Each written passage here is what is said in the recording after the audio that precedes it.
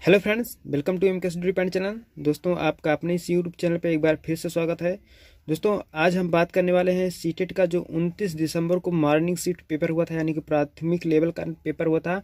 इसमें हम डिस्कस करने वाले हैं हिंदी का, इसके बाद हम डिस्कस करेंगे संस्कृत पेपर का। ठीक है, तो ज़्यादा वीडियो लंबी ना हो इसलिए हम हिंदी का जल्दी जल्दी सॉल्व करते हैं। तो चलिए फ्रेंड्स, हम पेपर के ऊपर चलते हैं। फ्रेंड्स, इससे पहले हम आपको बता दें कि आप सबकी ही सपोर्ट और प्यार की वजह से हमारे चैनल पे ग्रोथ हुआ है। 1000 सब्सक्राइबर जो है पूरा कर लिया है। तो फ्रेंड्स, आप सबका बहुत बहुत धन्यवाद। फ्रेंड्स, आशा है कि आप लोग ऐसे ही साथ बनाए रहेंगे। तो चलिए फ्रेंड्स, चलते हैं हम। तो देखिए, पहला जो पेपर है, पहला जो क्वेश्चन है, यहाँ पे गद्यांश क्वेश्चन है। तो देखिए फ्रेंड्स, क्वेश्चन के ऊपर यहाँ पे बात की गई है गद्यांश के ऊपर, कहानी के ऊपर।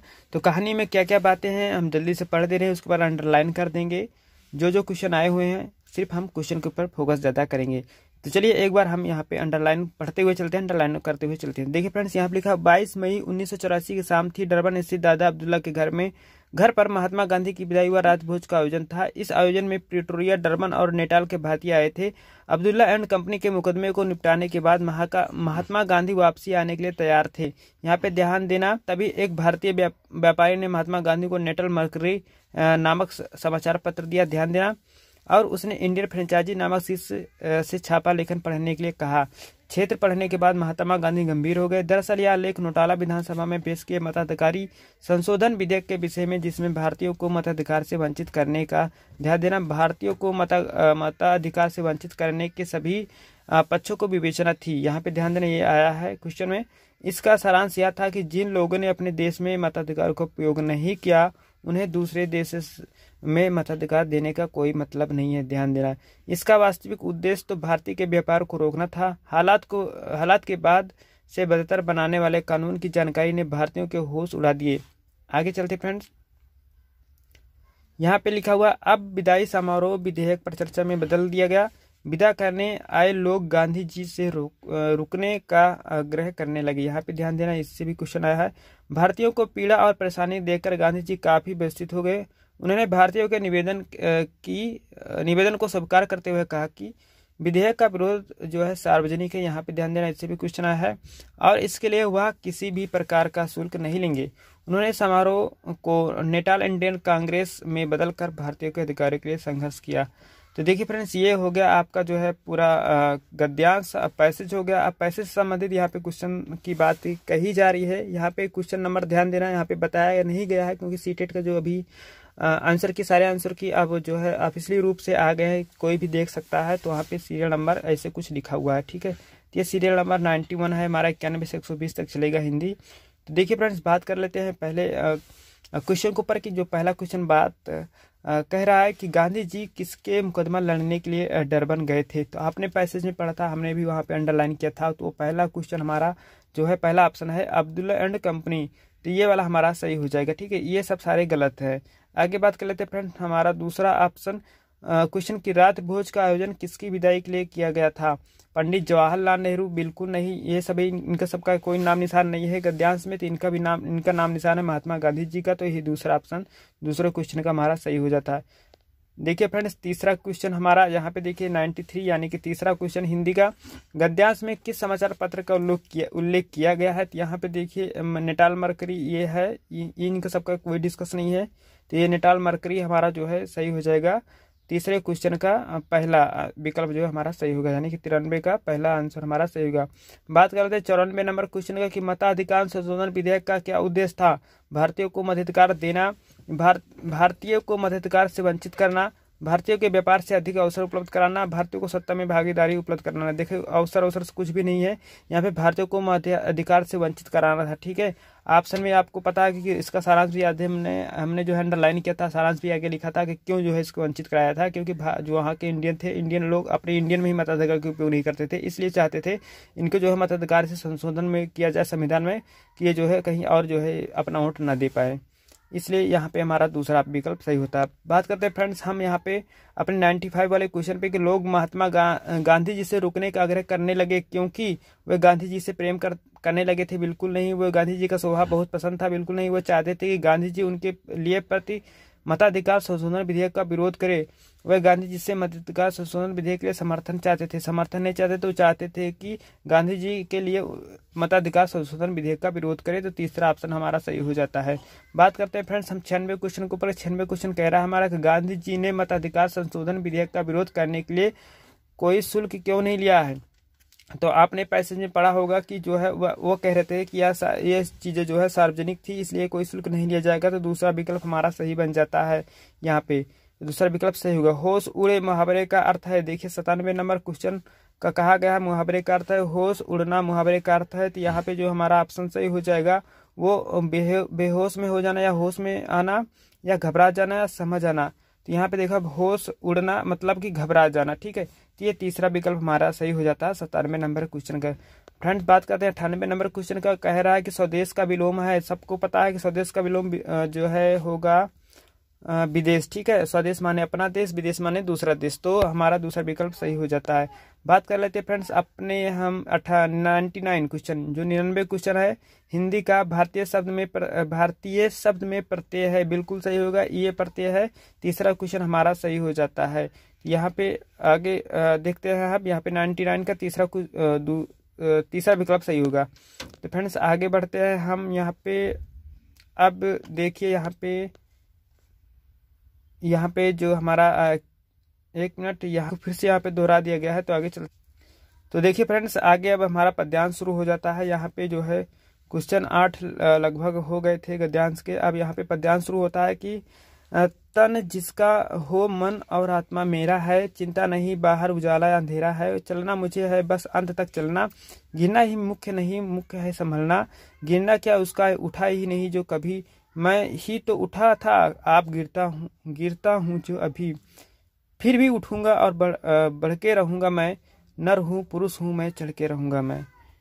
तो देखिए इसका भावार्थ आप लोग समझ गए होंगे। चलिए बात कर लेते हैं इस क्वेश्चन के ऊपर, जो क्वेश्चन आया है, क्योंकि आप लोग उत्तर ही जानना चाहते हैं। क्वेश्चन का भावार्थ आप समझ गए। तो कवि का मुख्य भाव है दृढ़ निश्चय करता। देखिए यहाँ पे मैं उठूंगा नहीं, मैं मतलब गिरूंगा नहीं, मैं जो है संभलूंगा नहीं, यहाँ पे दिया है ना। मैं देखिए यहाँ पे लिखा है फिर भी मैं उठूंगा और बढ़ता रहूंगा, गिरना क्या उसका उठाए नहीं जो कभी, मैं ही तो उठा था आप गिरता हूँ जो अभी, फिर भी उठूंगा। तो यहाँ पे जो है इसका निष्कर्ष पूरा निकल के आ रहा है कि यहाँ पे दृढ़ निश्चयता की बात की जाए, इसलिए पहला क्वेश्चन हमारा सही हो जाता है 100 क्वेश्चन का। अब यहाँ पे बात कर लेते हैं 100 के बाद जो आता है हमारा 101 क्वेश्चन के। कवि के अनुसार जीवन में सबसे जरूरी बात क्या है। गिरना है, संभलना है, उजाला है, चिंता है। संभलना यहाँ पे होगा, सारी चीजें यहाँ पे गलत हो जाएंगी। जो संभलना दूसरा ऑप्शन हमारा हो जाएगा 101 का, वैसे होगा। दूसरा क्वेश्चन देखिए फ्रेंड, अंधेरा का प्रतीक है कठिनाइयों का या घोर निशा का, गिर जाने का, अविश्वास का। तो अंधेरा का प्रतीक है कठिनाइयों का, ठीक है। ये वाला हमारा जो है सही हो जाएगा कठिनाइयों का। अब बात करते हैं फिर नेक्स्ट क्वेश्चन के ऊपर, जो हमारा 103 है। चिंता सबसे बनने वाला विशेषण है, बिल्कुल सही होगा, चिंतित होगा, ठीक है। अब बात करते हैं फ्रेंड्स हम 104 क्वेश्चन के ऊपर, निम्न में से भिन्न है, क्या भिन्न है। नर पुरुष आत्मा गिरना। देखिए नर पुरुष आत्मा तीनों एक ही मेल खा रहे हैं, जो कि गिरना है बिल्कुल अलग है। तो ये वाला हमारा ऑप्शन जो है चौथा जो है सही हो जाएगा। 104 क्वेश्चन का चौथा विकल्प हमारा यहाँ पे सही बन जाएगा। तो अंत तक चलने से क्या तात्पर्य है। लक्ष्य प्राप्ति तक चलना या जो है दूर तक चलना, बिल्कुल गलत। यहाँ पे इसका कोई मतलब नहीं इस भावार्थ में। तो लक्ष्य प्राप्ति तक चलना, ये वाला हमारा सही बन जाता है। आगे फ्रेंड्स बात कर लेते हैं हम, जो हमारा दिया गया है यहाँ पे PDF में एक ही क्वेश्चन को बार बार दे दिया है। तो चलते हैं, जो अब हमारा ये हो गया है। देखिए फ्रेंड 105 क्वेश्चन खत्म हो गया। अब 106 क्वेश्चन पर बात करते हैं यहाँ पे कि कैसनर के अनुसार व्याकरण करता है कि भाषा अधिगम करता अपने भाषा प्रयोग की शुद्धता का मूल्यांकन कैसे करता है। निवेश परिकल्पना के द्वारा करता है या स्वाभाविक क्रम परिकल्पना के द्वारा करता है या अफेक्टिव। तो देखिए यहाँ पे जो सही हो जाएगा स्वाभाविक, दूसरा विकल्प हमारा जो है सही हो जाता है। आगे बात कर लेते हैं हम यहाँ पे नेक्स्ट क्वेश्चन के बारे में कि मानस मंथन गतिविधि की सहायता करती है किसकी। मानस मंथन गतिविधि जो आपके मन की गतिविधियां होती है किसको सहायता करती है। तो देखिए मानस मंथन गतिविधि जो है वो है रचनात्मक विचारों के सृजन में, ठीक है। तो ये वाला हमारा विकल्प सही हो जाता है पहला। आगे बात करते हैं फ्रेंड्स मानस, यह देखिए यहाँ पे ये वाला क्वेश्चन कौन 108 वाला, वह पद्धति जो बोलने तथा कार्य में तालमेल बनाती है क्या कहलाती है। समग्र भौतिक प्रक्रिया कहलाती है कहानी सुनना, कार्य आधारित पद्धति, भूमिका निर्वाह करना या रोल प्ले करना। तो देखिए बोलने तथा कार्य करने में तालमेल बनाती है, तो रोल प्ले करना ये वाला चौथा वाला सही होता है। बात कर रहे हैं फ्रेंड्स हम 109 क्वेश्चन के बारे में कि कौन सी पद्धति है जो शिक्षार्थियों को उनके वाचन कौशल के विकास में सहायता करती है। वाचन कौशल की बात यहाँ पे कहा रहा है कि वाचन कौशल के विकास में जो है सहायता करती है वह कौन सी पद्धति है। तो वह जो पद्धति है हमारी संप्रेरणात्मक उपागम होगा। ठीक है, यही वाला हमारा सही बन जाता है। आगे फ्रेंड्स बात कर लेते हैं 110 क्वेश्चन के बारे में कि पाठन कौशल में बारीकी से पढ़ना क्या कहलाता है। भाषा के चारों कौशल के अध्ययन के लिए प्रयोग की जाने वाली युक्ति है किसी पाठ सामग्री का सारांश करना तथा उसके मुख्य विचारों से प्राप्त करना, किसी पाठ सामग्री में विशिष्ट तथ्यों या सूचना को ढूंढने के लिए प्रयोग की गई पठन प्रविधि है, पाठ सामग्री के प्रत्येक अनुच्छेद के अंतिम वाक्य को पढ़ाना है। तो ये देखिए ये हमारा यहाँ पे ये तो बिल्कुल गलत हो जाएगा, क्योंकि बारीकी से पढ़ना क्या मतलब है। तो यहाँ पे वह किसी पाठ सामग्री में विशिष्ट तथ्यों या सूचनाओं को ढूंढने के लिए प्रयोग की गई पठन प्रविधि है, किसी पठन सामग्री का सारांश तथा उसके मुख्य विचारों को प्राप्त करना। तो देखिए ये भी गलत होगा। यहाँ पे अगर बारीकी से पढ़ रहा है तो उसको सारांश, उसके भावार्थ, उसके अर्थ को समझने के लिए बच्चा ऐसा करना है। तो यहाँ पे जो हमारा सही हो जाता है वो दूसरा विकल्प हमारा सही क्वेश्चन बन जाता है, सही आंसर बन जाता है इस क्वेश्चन का। आगे बात करते हैं फ्रेंड्स हम यहाँ पे 111 वाले क्वेश्चन पे। 111 वाला क्वेश्चन कह रहा है कि यह अंतर संबंधित और नियत शासित चिन्ह व्यवस्थाओं से बनी है, या सामाजिक है और अभिव्यक्त करने, खोजबीन करने, अर्थ संप्रेषित करने के संदर्भ में सिर्फ मानव के पास है। तो मानव के पास क्या है ऐसा, तो यह भाषा ही है। जो हमारा 111 का विकल्प सही होगा वो दूसरा सही होगा। तो फ्रेंड्स आप लोग पूरी वीडियो देखें ताकि अच्छे से आप लोग इसको हल कर सके और जान जाएं कि आपका कितना सही बन रहा है। तो फ्रेंड्स अगर आप चैनल पे नए हैं तो आप चैनल को सब्सक्राइब जरूर कर ले। अगर वीडियो पसंद आ रही हो तो लाइक भी कर ले, अपने दोस्तों को शेयर भी कर ले जो 29 दिसंबर को मॉर्निंग शिफ्ट में पेपर दिए थे। तो नेक्स्ट क्वेश्चन की बात करते हैं फ्रेंड्स। यहाँ पे जो नेक्स्ट क्वेश्चन है हमारा 112 नंबर का, वो कह रहा है भैया कि उपागम पद्धतियाँ हमें क्या बताती हैं। तो उपागम पद्धतियाँ जो मेथड होता है, टीचिंग मेथड होता है, आपने सुना गया टीचिंग मेथड। तो वो टीचिंग मेथड में हम कैसे पढ़ाएं बच्चों को, इससे संबंधित बातें की गई है। तो दूसरा विकल्प सही बन जाता है हमारा। आगे बात कर लेते हैं कि हमारा 113 वाला क्वेश्चन क्या करेगा, शिक्षण अधिगम प्रक्रिया में आकलन का उद्देश्य क्या है। जो हम शिक्षण प्रशिक्षण करते हैं उसमें अधिगम प्रक्रिया में आकलन का क्या उद्देश्य है। तो शिक्षार्थियों को प्रतिपुष्टि उपलब्ध कराना है, या विद्यालय प्रशासन को सूचना उपलब्ध कराना है, या शिक्षण में सबल पक्ष या कमियों को निदान करना है, या त्रुटियों का पता लगाना तथा उन्हें सही करना है।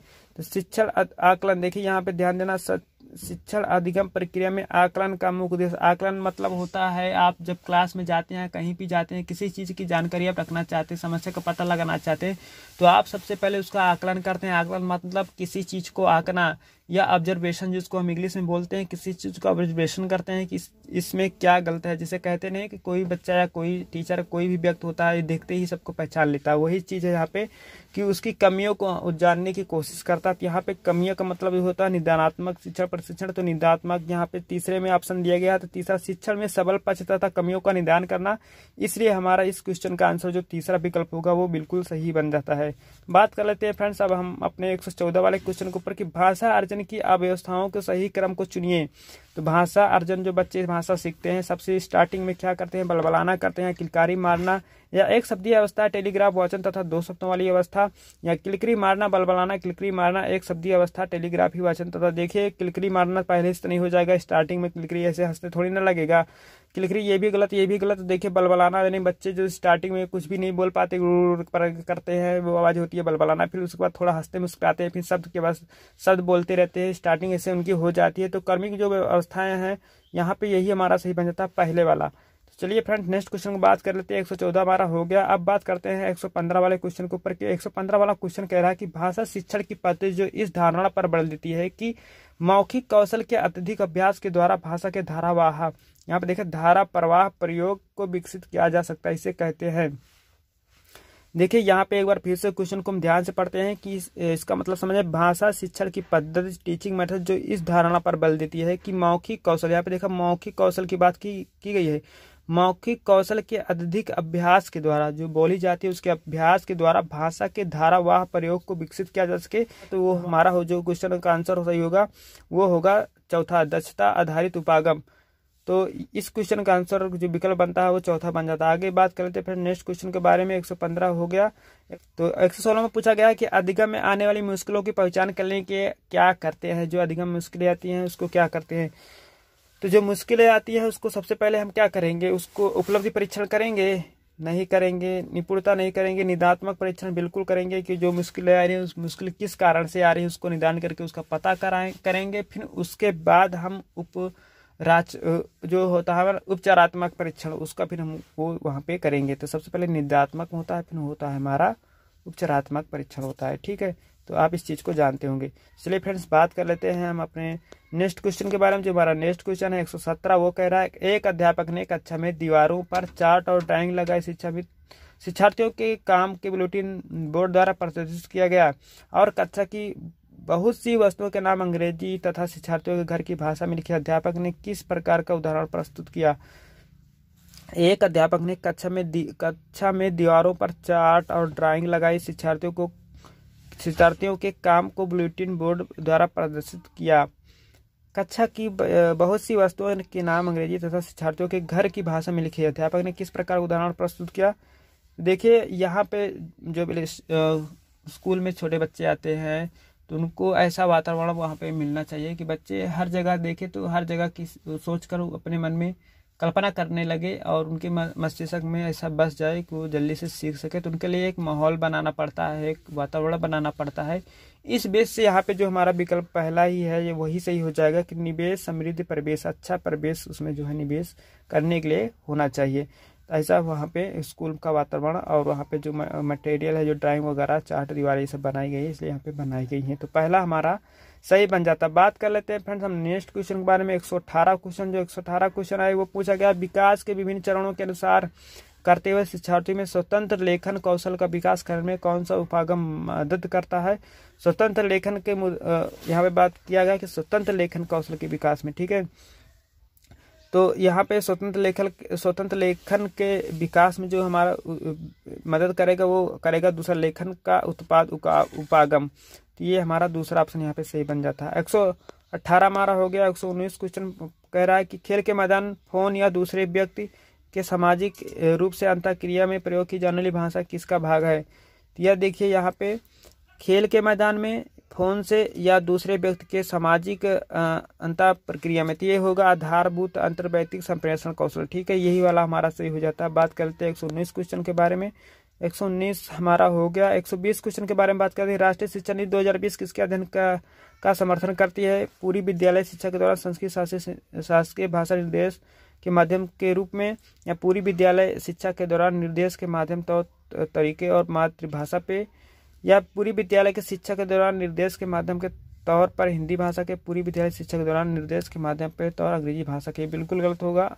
ये हमारा जो मातृभाषा वाला है ये सही होगा। पूरी विद्यालय की शिक्षा के दौरान उनके निर्देश के माध्यम के तौर पर मातृभाषा, ये इंपॉर्टेंट है। ठीक है, इसलिए हमारा इस क्वेश्चन का जो आंसर बनता है वो हमारा दूसरा विकल्प सही बनता है। तो 30 क्वेश्चन है 90 से मैंने करवाया, 90 से 30 क्वेश्चन 120 हो गए। तो इस प्रकार से मैंने हिंदी का सवाल पूरा करा दिया है। आगे फ्रेंड हम नेक्स्ट वीडियो में संस्कृत का अपलोड करने वाले हैं। तो आपने चैनल को सब्सक्राइब नहीं किया, अगर चैनल पे नए हैं तो आप चैनल को प्लीज़ सब्सक्राइब कर लीजिए ताकि नेक्स्ट वीडियो का जैसे ही संस्कृत का अपलोड करें तो आपको उसका नोटिफिकेशन जानकारी आपको मिल जाए। तो मिलते हैं फ्रेंड्स नेक्स्ट वीडियो में। हम नेक्स्ट वीडियो को संस्कृत में लेकर आते हैं इसी 29 दिसंबर को। तो फ्रेंड्स अगर चैनल को सब्सक्राइब नहीं किया, लाइक नहीं किया, शेयर नहीं किया, शेयर लाइक सब्सक्राइब जरूर कर लें। मिलते हैं नेक्स्ट वीडियो में। Thank you friends.